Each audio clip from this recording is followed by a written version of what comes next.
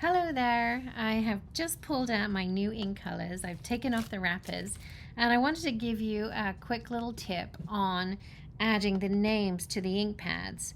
As I said, these are the 2023-2025 new ink colors.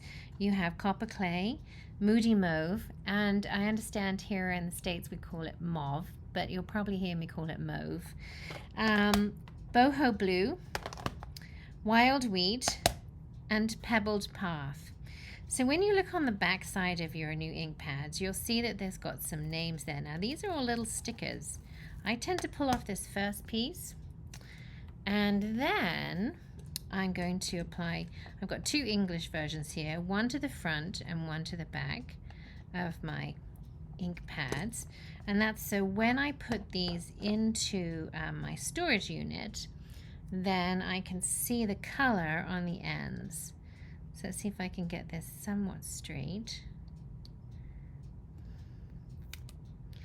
There we go, one on that end. Now, oh look, here we go, pebbled path. One on one end, now let's put the other one on the other end. So if I happen to put it back to front, then I can still see what that color is. That's not very straight at all. No pressure here. Okay, let's try that one again. So you can see I managed to peel it off. So if it is a disaster and it's not very straight, then don't fret. It's still not the best, but that's okay. It'll still work. Then I'm going to pull this last one up, which is just the strip of color. Open up my ink pad here. Bring in some handy dandy tools. So I'm going to bring in my tweezers just there. Oops. I want it right up to the very edge because this is going to fit right across.